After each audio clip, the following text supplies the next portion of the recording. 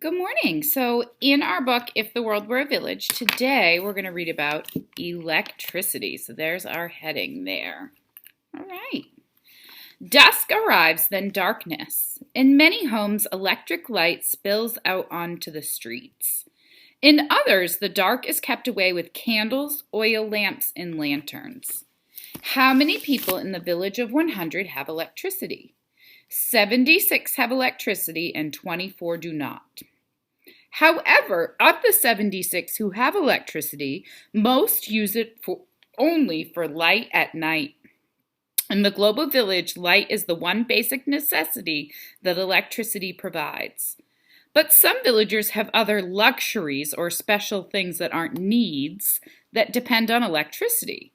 In the village, there are 42 radios, 28 televisions, but only 7 have cable, 61 phones, over 40 of them cell phones, and 15 computers.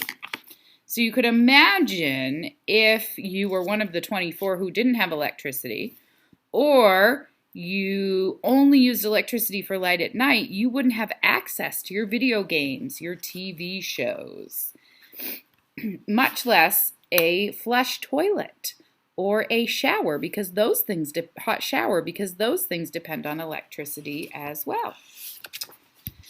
Now we're going to read a little bit about money and possessions. Okay, you can see the picture there. And we've got our heading over here, money and possessions. In one part of the village, someone buys a new car. In another, a man repairs the family's bicycle, their most valued possession.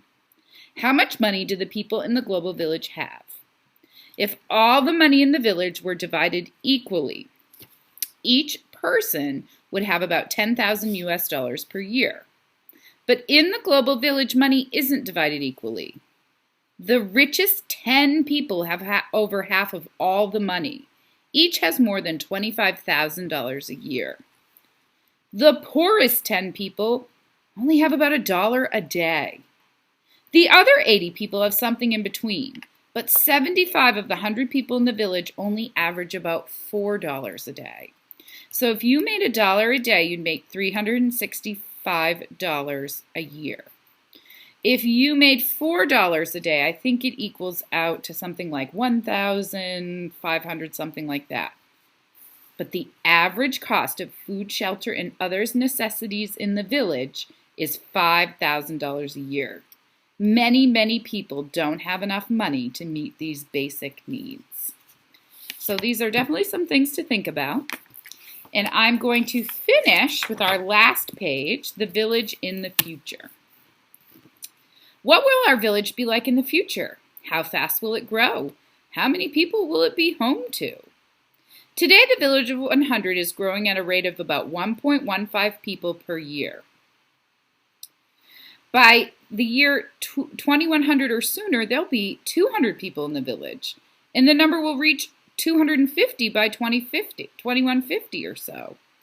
This is an important number because many experts think that 250 is the maximum number of people the village can sustain or continue to survive with. And even then, there may be widespread shortages of food, shelter, and other resources. Fortunately, groups such as the United Nations and many governments and private organizations are working hard to make sure the village of the future is a good home for all who live in it. Their goal is a global village in which food, shelter, and other necessities are a basic right for all.